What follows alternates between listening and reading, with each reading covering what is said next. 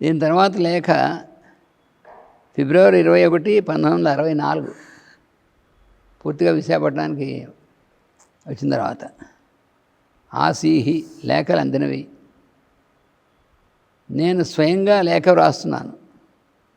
మీ దగ్గరకు వచ్చే నా లేఖ ప్రకారం ఆచరించవలసిందని మాత్రం చెప్పవలెను. నా ఆశీస్సులు వారిరువురకు వచ్చే వారంలో నేను ఒక విశేషం పంపిదను. ధైర్యంగా మంచి రోజుల కొరకు ఎదురు చూడగలరని చెప్పండి.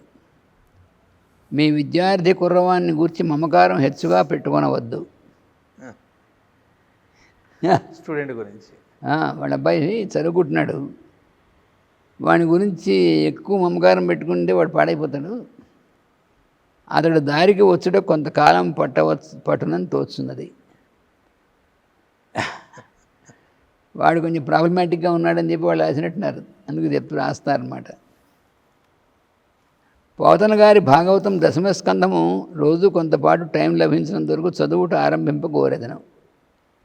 అప్పుడు వాళ్ళకి దైవం అనుగ్రహించి బాగుపడిన భక్త బృందమును భగవత్ పూజ జరుపుకోమని మానవులదని ప్రోత్సహించవలను. ఇంకా విశేషములుంటే తెలుపగోరుతాను. లేఖ ఆలస్యమైనందుకు సహించవలను.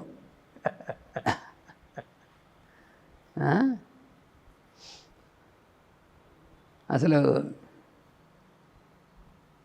అంటే దీనిలో పిల్లవాడిని ఎలా ట్రీట్ చేయాలి, వాడి గురించి వీళ్ళు తల్లిదండ్రులు ఇట్లా ఉండాలి అనేటువంటి సందేశం అందరికీ కూడా పనికొచ్చేటువంటి సందేశం జీవితంలో. ఇది ఎవరో రాశారు. ఇది జూలై 64. పవిత్ర హృదయకు మీ ఉత్తరం అందినది. ప్రయాణాల హడావిడిలో జవాబు ఇవ్వడం ఆలస్యమైనది. నిరుత్సాహపడవద్దు. ఈ దిగువ శ్లోకం రోజుకి 108 సార్లు చొప్పున 40 రోజులు పఠించవలసింది. నియమాలు లేవు. ముందు అడిగారా భయం అందరికీ. 40 రోజులు చేసుకోమంటే అమ్మో నియమాలు ఎక్కువ నియమాలు లేవంటే అమ్మే అనుకుంటారు. చేస్తారు. ఇది ఏమిటి ఎందుకేనంటే కౌసల్య సుప్రజారామ పూర్వ సంధ్యా ప్రవర్తతే ఉత్తిష్ట నరసార్థుల కర్తవ్యం దైవమాన్నికం. ఆ శ్లోకం అంతే. ఆ ఒక శ్లోకాన్ని 108 సార్లు చొప్పున 40 రోజులు. జీవితం రామాంకితం ఎప్పుడో అయినది. దానికోసం పరితపించనక్కర్లేదు. ఆ జీవితం రామాంకితం అవుతుందా అంటే ఎప్పుడూ అయిపోయింది. దాని గురించి అవుతుందా అనేటువంటిది సందేహం ఎందుకు అది. కానీ పరితాపము వికాసమునకు దోహదం ఇచ్చే ఒక స్థితి. పరితాపము ఆత్మ వికాసమునకు దోహదం ఇచ్చే ఒక స్థితి. మాధవార్పితము కాని సిరి మనలో వేరే ఒక పదార్థం ఏదో కలదనుకున్నట్టు భ్రమ. మనం పూర్తిగా భగవదర్పణమైనటువంటిది మన యొక్క జీవితాన్ని సర్వసమర్పణం చేసి భగవదర్పణం చేసిన తర్వాత ఆ భగవదర్పణం అయిన తర్వాత అంతా భగవంతుని నిండి ఉంటాడు. కానీ అది కాకుండా వేరే ఏదో ఉండన్నటువంటిది మరి భ్రమ కదా అది. ఆ భ్రమ అనే తెర వెనుక నీ రాముడు కోదండపాణియే ఉన్నాడు. ఆయన ఎప్పుడు సిద్ధంగానే ఉన్నాడు మనం రక్షించడానికి. కానీ మధ్యలో ఈ తెర వల్ల నీకు ఎప్పుడు భయం పడుతూ ఉంటుంది. అసలు రాముడు రక్షకుడు ఉన్నాడు, భయపడాల్సిన అవసరం లేదనేటువంటిది ఈ మధ్యలో తెర వలన అది కనబడదు. ఆ తెర ఏమిటంటే మన మనసులో ఉండేటువంటి భ్రమ. ఒకనాడు ఈ భ్రమనే తాటక మీద బాణప్రయోగం చేస్తాడు. ఈ భ్రమ అనేటువంటిదే మరి పెద్ద రాక్షసి కింద లెక్క కదా. మన మనసులో ఉండేటువంటి భ్రమే మనకు ఒక పెద్ద భూతం, రాక్షసి ఇలాంటివి కదా. అందుకని దానికి నువ్వు రామాంకితం చేసావు కాబట్టి ఏదో ఉన్నాడు తాటక సంహారంలాగా నీ భ్రమ అనేటువంటి తాటకని ఆయన సంహరిస్తాడు. నీకు బాధ కలగకుండా భ్రమను కొట్టడం కొరకే ఆయన చేసే విలంబం. అంటే ఎప్పుడు ఆయన దయగలుగుతుంది, ఎప్పుడు ఇది అవుతుంది అనేటువంటిది అడుగుతుంటారు. ఆలస్యం అయిపోతుంది, ఇంకా ఎందుకు దయగలగలేదు అని. అదేంటంటే ఆయన నీలో ఉన్నటువంటి భ్రమను తొలగించడం కోసం చేసే దానివల్ల నీకు ఇబ్బంది కలగకుండా దానికోసం వేచి ఉన్నాడు. భౌతిక విషయంలో కూడా భగవత్ ఇతరమైన అస్తిత్వం ఉన్నదనుకోవడం మరొక భ్రమ. ఆయన కాంతి ఏమీ లేదని చెప్పడం. పూర్తిగా రామార్పణం చేసాం అనుకున్నప్పుడు, భగవదర్పణం చేసాం అనుకున్నప్పుడు భౌతికమైనటువంటి విషయాలు, ఈ భౌతికమైన విషయాలు ఇవి భగవత్ సంబంధమైన విషయాలు కావు. కాబట్టి భౌతికమైన విషయాలకి అంటే భగవద్ ఇతరమైన అస్తిత్వం ఉన్నది అనుకోవడం ఉంది. అంటే ఇది భౌతికమైన విషయం, ఇది భగవత్ సంబంధమైన విషయం అని విడదీసేసుకోవడం, అది ఒక భ్రమ అన్నారు. విడదీసేసుకుంటే మనకి అంతా ఇబ్బందే వస్తుంది. రెండు వేరు అనుకోవడంలోనే పొరపాటు, అక్కడే పొరపాటు. ఈ రాక్షసుడు కూడా ఎప్పుడో రామబాణానికి ఆహుతయి నీ భ్రమ నశించి మనస్సునే తెర మీద రాముడు తప్ప ఏమీ కనబడని స్థితి వస్తుంది. ఎందుకంటే అవతల రాసింది రామభక్తులు, రామాయణం వారి తెలిసినటువంటి వాళ్ళు అయి ఉంటారు. అందుకని ఆ లాంగ్వేజ్లో రాశారు, ఆ ఎగ్జాంపుల్తో. అంటే ఎవరికి దేని మీద బాగా ఉందో, ఏది బాగా ఇది చేస్తారో ఆ ఎగ్జాంపుల్స్ ఇచ్చి రాస్తాయి, హత్తుకునేట్టుగాను. అందుకని ఎంత బాగుందండి సెంటెన్సు. ఈ రాక్షసుడు, ఈ భ్రమ అనేటువంటి రాక్షసుడు, ఈ రాక్షసుడు కూడా ఎప్పుడో రామబాణానికి ఆహుతయి నీ భ్రమ నశించి మనస్సునే తెర మీద రాముడు తప్ప ఏమీ కనబడని స్థితి వస్తుంది. అనన్యమైన స్థితి తప్పకుండా వస్తుందన్నమాట. బాహ్య జగత్ అంతా ఆయనలోని భాగమే కనుక మరి ఏదైతే బాహ్య జగత్ అనుకుంటున్నాం, ఇది భగవంతుడికి కాకుండా వేరనుకుంటే పొరపాటు కదా. అందుకని ఆ భగవంతులనే భాగం కదా. ఆయనే సవరించి తన సర్వమయత్వం స్థాపించుకుంటాడు. నీకెందుకు? ఎలా సవరిస్తాడో, ఎప్పుడు సవరిస్తాడో అవన్నీ మనకెందుకు అసలు. ఆయన సవరిస్తాడు, సవరించి సర్వమయత్వం స్థాపించుకుంటాడు ఆయన. మనకు కలిగే స్థితికి అర్థం ఏమి అనే ప్రశ్న మనది కాదు. ఆ ప్రశ్న వల్ల తేలే విషయము లేదు. మనకు కలిగే స్థితి, నాకేం కలుగుతున్న స్థితి అర్థం కావట్లేదు అంటే అర్థం అవడానికి అక్కడే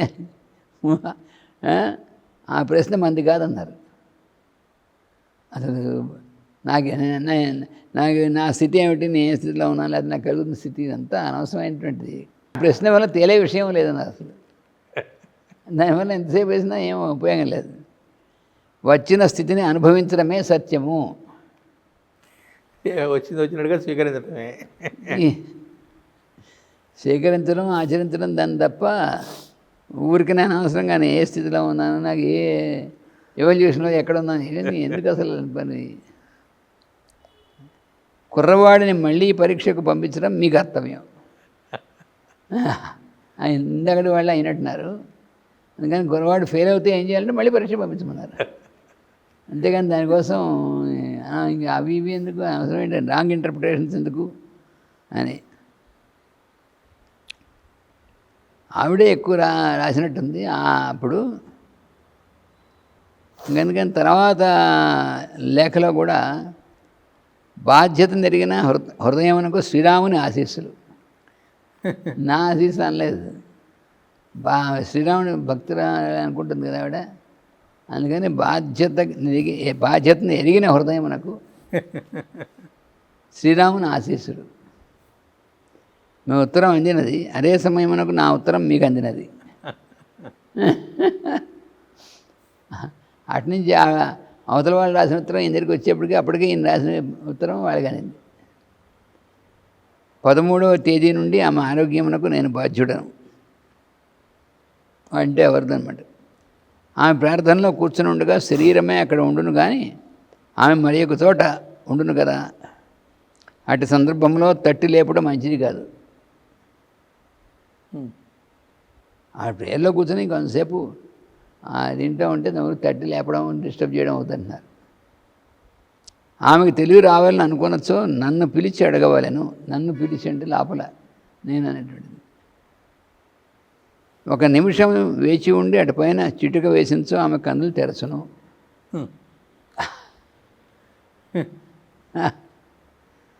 ఆవిడ కళ్ళు తెరిచి ఇప్పుడు లోపల ఆందోళన కదా వీళ్ళకి. నక్స్వామిక 200 ఒక డ్రామ్ పిల్స్ తెప్పించి ఆమెకు రోజుకు ఒక మోతాదు చొప్పున 5 రోజులు వేయవాలను. అంటే బాగా మన ముద్ర కేసు కదా. ఆ పైన పరిస్థితి నాకు వ్రాయవలను. ఎవరికి ఏ భయము కలవలేదు, ఎవరు సన్యాసి అయిపోరు. అవ్వవలసినంత భాగము ఈపాటికే సన్యాసి అయినారు.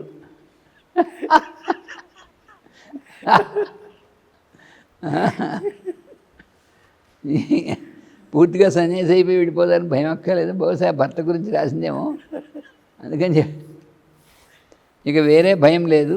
ఆమెకు ఆమె కుటుంబమునకు నా హృదయపూర్వకమైన భగవద్ ఆశీస్సులు. ఇన్ని దీంట్లో అసలు అసలు అడ్రస్ చేయడమే బాధ్యత నెరిగిన బాధ్యత నెరిగిన హృదయమునకు శ్రీరాముని ఆశీస్సులు. మరి రామభక్తులు కదా అందుకని. ఈ తర్వాత లేఖలో ఒక యంత్రం వేశారు. ఆ యంత్రం ఒక త్రికోణం, దాని త్రికోణం కోణం పైకి ఉండి మిగతా రెండు కిందకు ఉంటాయి. పైకి కోణం దానికి కొద్ది ఉంటుంది. త్రికోణం బోలించిన త్రికోణంలాగా. ఆ త్రికోణం లోపల మళ్ళీ లోపల ఇంకో త్రికోణం, అది ఈక్విలేటరల్ ట్రయాంగిల్ లోపల ఉంటుంటుంది. ఇది యంత్రం కింద పెట్టారు. పెట్టి ఆ త్రికోణానికి పైనేమో హమ్ అనేటువంటిది ఒక దీంట్లోనూ, ఒక ఎండ్లో శ్రౌమ్ అని, ఇంకోటేమో క్షమ్ అని, ఆ 3 అక్షరాలు ఇచ్చారు. పై యంత్రం రాగి రేఖ మీద వేయించి నేను పంపిన మూలికలతో జతపరిచి కట్టుకోమని చెప్పవాలను. మన వారి ఆరోగ్యానికి ఏమీ భయం లేదు. చదువుకి మంచి కాలం, కుటుంబ సౌఖ్యానికి ఇంకా కొంతకాలం తపస్సు చేయాలి. నన్ను నమ్మండి, భయం లేదని చెప్పవలను. వారిరువురికి నా ఆశీస్సులు, వారి పాపకు నా ముద్దులు. అలాగే చంటిపిల్ల పుట్టినట్టుంది. తర్వాత లేక ఇంకా నవ్వు వస్తుంది. ఒకళ్ళు రాశారు ప్రశ్న, వాళ్ళు రాసిన ఉత్తరంలో ప్రశ్న ఏమిటంటే, సర్వము సమర్పణము చేసిన తర్వాత నన్ను పరీక్షించవలసింది ఏమున్నది అని ప్రశ్న. సర్వసమర్పణం చేస్తే కదా, సర్వసమర్పణం చేసిన తర్వాత కూడా నన్ను పరీక్షించడం అనేటువంటి భయం ఎందుకు చేయాలి అది. మరి అది నేను అనిపిస్తుంది మామూలుగా చూస్తే లాజికల్గా. సర్వం భగవంతుడు అర్పించేసిన తర్వాత భగవంతుడు ఇంకా మన పరీక్ష ఎందుకు చేయాలి అనేటువంటిది ఒక ప్రశ్న అనమాట. దీనికి మాస్టర్గా సమాధానం చూడండి. నన్ను పరీక్షించుట లేక నేను పరీక్షింపబడుతున్నాను అను భావమే అది కరిగిపోయి నాలో కలిసిపోయినప్పుడు అంతా నేనే. భగవంతుడు నన్ను పరీక్షిస్తున్నాడు అనేటువంటి భావం కరిగిపోతే ఉన్నటువంటిది అంతా ఆ భావనంతకాలం సమర్పణ జరగనట్లేగా. జరగంటే మరి సమర్పణ చేశా అనుకుంటే ఆ భావం ఉండకూడదు. తన ఎగ్జిస్టెన్స్ గుర్తుంటే ఇంకా సమర్పణ. భగవంతుడు నన్ను పరీక్షిస్తున్నాడంటే నేనంటూ వేరే ఉన్నానని అనుకుంటే పరీక్షించేది. భగవంతుడు వేరుగా ఉండాలి. భగవంతుడు నన్ను పరీక్షిస్తున్నాడు అనుకున్నప్పుడు భగవంతుడు వేరుగా ఉండాలి, తాను భగవంతుడి కంటే వేరుగా ఉండాలి. అలాంటప్పుడే ఆయన నన్ను పరీక్షిస్తున్నాడు. నేను సమర్పణ చెందుతా కూడా పరీక్ష. మరి సమర్పణ చెందితే మరి నా వేరైనటువంటి భావం. ఈ రెండు విరుద్ధాలు. ప్రశ్న వేస్తే సమర్పణ లేదని అర్థం. మరి ఆ రెండు పూర్తి ఆపోజిట్, దానికి విరుద్ధమైనటువంటివి కదా. అందుకని సమర్పణ అనేప్పుడు మరి నీకు అసలు ఈ ప్రశ్నే రాకూడదు కదా అని అర్థం దానికి. ఇంకా నీలో ప్రశ్నించేవారు మిగిలిన ఉన్నంత వరకు ఆ ప్రశ్న ఉంటుంది.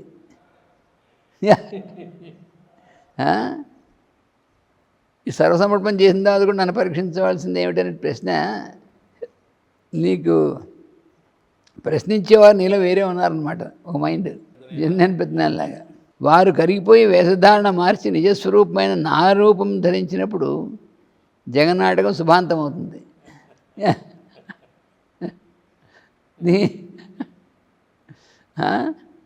అటుపైన అంతా నేనే, నీకు తావు లేదు. అంటే నేను నువ్వు అంటుంటే అలా ఉండదు, భగవంతుడు ఒక్కడే ఉంటాడు. నీలో నేనే ఉంటాను అంటే నేనంటే భగవంతు అంతర్యామి. జగత్ అనే మాయ కరిగి నేనే అనే సత్యం మిగులుతుంది. నీ ఆస్తి అంతా నేనే లాగేసుకోబోతున్నాను అంటే ఎవరు? ఆ భగవంతుడే. రేపటి నుండి నీ భూమధ్యంలో ఈ ఆకారాన్ని ధ్యానం చేయవలసింది. సర్కిల్ సెంట్రల్ పాయింట్, ఒక సర్కిల్ చక్రం ఇలా చేసి దాని మధ్యలో చుక్క సెంట్రల్ పాయింట్, దాన్ని ధ్యానం చేసుకోమన్నారు. చేసుకుంటే అప్పుడు నీకు ఇలాంటివి భయాలు ఇవన్నీ కూడా కరిగిపోతాయి. అందుకని దాన్ని ధ్యానం చేసుకో అని చెప్పారు. ఆర్థిక విషయంలో నిరసన మెట్టవేరాంతు లక్షణం. ఆర్థిక విషయాల్లో మన దేని ఏముంది, అదేముంది అంటే నిరసన భావం ఉందే, అది మెట్టవేరాంతుల లక్షణం. మనం మంచి పనులకు ఉపయోగించే దాసి అర్ధబలం. అర్ధబలం మనకి అర్థం అంటే మనీ అనేటువంటిది అది దేనికంటే మంచి పనులకు ఉపయోగించేటువంటి ఒక దాసి లాంటిది మనకి. కనుక దానిని విధేయతతో ఉంచడం యోగి లక్షణం. అంటే అది మన కంట్రోల్లో ఉండాలి, మనం దాని కంట్రోల్లో వెళ్ళకూడదు అర్థం. మనకు ఉన్నటువంటి సంపద అనేటువంటిది ధనం సంపద ఇలాంటివి అవి మన కంట్రోల్లో ఉండాలి. ఉంటే అప్పుడు ఏమవుతుందంటే మనం దేనికి ఉపయోగించాలి, మంచి పని కంటే దాన్ని ఉపయోగించగలుగుతాం. దాని కంట్రోల్లో మనం ఉంటే ఏమవుతుందంటే ఎంతసేపు దాని వెనకాల పరిగెత్తేటువంటిది అయిపోతుంది. ఇంక జీవితం అంతా దానిలో ఉంటుంది. అందుకని దాన్ని విధేయతతో ఉంచడం అనేటువంటిది యోగి లక్షణం. దాన్ని నిరసించడం అంటే అదేమిటి? అసామర్థ్యం. ఈ సామర్థ్యం లేకపోతే మరి వాడు నిరసించడం జరుగుతుంది. కనుక నీ సంచయం వివరాలు నిర్మమాటంగా వ్రాస్తే సద్వినియోగం నిర్ణయిస్తాను. నువ్వు ధన సంచయం ఇవన్నీ కూడా వివరాలు నిర్మమాటంగా రాస్తే దేనికి ఉపయోగించాలి అనేటువంటిది నేను తెలియజేస్తాను. కాఫీ నిషేధం వల్ల నాకు హర్షము కానీ నిరసన కానీ లేవు. అది అచీవ్మెంట్ లాగా. అది ఆత్మ నిగ్రహానికి సంబంధించిందే కానీ దైవానికి దానికి ప్రమేయం లేదు. కాఫీ మానిన వాళ్ళు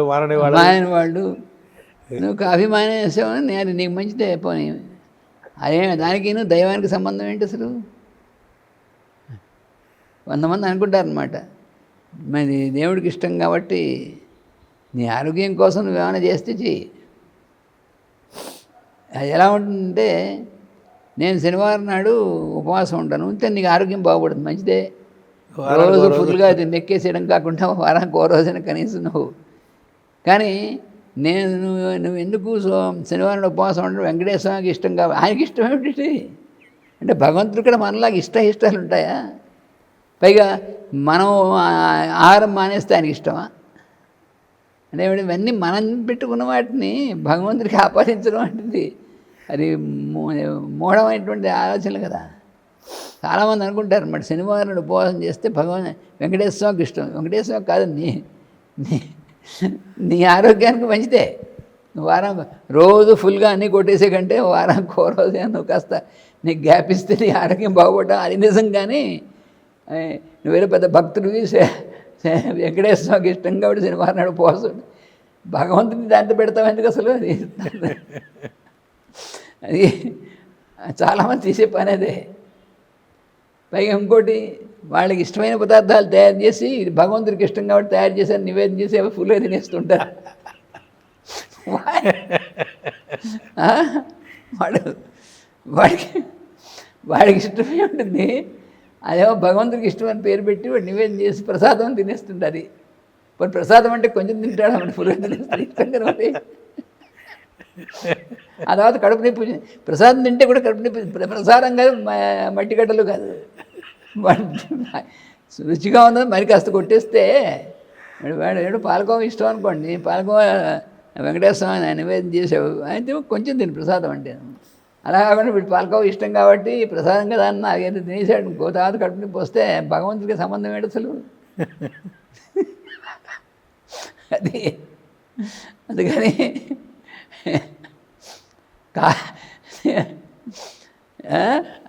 ఇది ఆత్మనిగ్రహానికి సంబంధించిందే కానీ దైవానికి దానికి ప్రమేయం లేదని చెప్పారు. అందుకనే నీ సెల్ఫ్ కంట్రోల్ కోసమైతే చేసుకో. నువ్వు కాఫీ మానేసావు, సెల్ఫ్ కంట్రోల్ నీకు మంచి మానే, నువ్వు ఏదో మంచిది కానీ మానేసావు అనుకో, మంచిదే కానీ దేవుడికి ఇష్టం కాబట్టి చేశాను, ఏ పిచ్చి వేషాలు దేవుడికి ఇష్టం. నా సందేశం మిగిలిన పుత్రికలకు చూపనక్కర్లేదు, నా సందేశాన్ని గురించి వారితో ఇచ్చవచ్చినంత వరకు ముచ్చటింపవచ్చు. విగ్రహములు అనేవి నడిచి రావాలని నా సంకల్పం. అంటే అర్థం ఏమిటి? కేవలం మా దేవాలయంలో ఉన్నటువంటి విగ్రహాలు, అదే మన ఇంట్లో ఉన్నటువంటివి మనం పూజ చేసే విగ్రహాలు, ఆ విగ్రహాలే కాదు, నువ్వు వాటికి రోజు పూజ చేస్తే బాగానే ఉంది, కానీ నువ్వు నడిచే విగ్రహాలు, నీ ఇంట్లో వాళ్ళు కానీ బయట వాళ్ళు కానీ ఉన్నారే, వాళ్ళు కూడా భగవంతుడి యొక్క నడిచే విగ్రహాలను గుర్తుపెట్టుకుని వాళ్ళ యందు నువ్వు ఎలా ప్రవర్తిస్తున్నావు అని చెప్పడం కోసం ఎలా చెప్పారు? విగ్రహాలు అనేవి నడిచి రావాలని నా సంకల్పం. అంటే అర్థం ఏంటి? అదే కింద సార్ విగ్రహాల గురించి అడిగారు కదా, అవి నాకు నచ్చే, అవి నడిచి రావాలంటే అవే రావాలని అర్థం కూడా అయి ఉండొచ్చు. అవి కూడా అయి ఉండొచ్చు. ఈవిడే అంతకుముందు ఉత్తరం రాసినప్పుడు ఆవిడంత ముందు ఉత్తరంలో రాసింది కదా, విగ్రహాలు నాకు అది మీ దగ్గర మీ ద్వారా రావాలనేటువంటిది. అందుకని నాకు నా ఆశీస్సులు నెలకొక్క మారు కన్నా తరచుగా ఇవ్వవచ్చునా తెలుపుకోవచ్చునా? కొండ కృష్ణుడు. అలాగే ఈ లేఖలో ఎన్ని సందేశాలు ఉన్నాయో, ఈ లేఖలో నడిచే విగ్రహాలుగా గుర్తుంచుకొని చుట్టూ ఉన్నటువంటి వాళ్ళకి అనేటువంటిది ఒక అర్థం.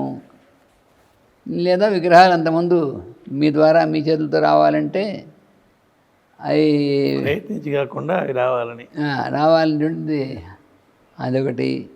ఇలా ఎన్నో సందేశాలు, ఒక్క ఉత్తరంలో ఇన్ని సందేశాలు ఇచ్చారు వాళ్ళకి.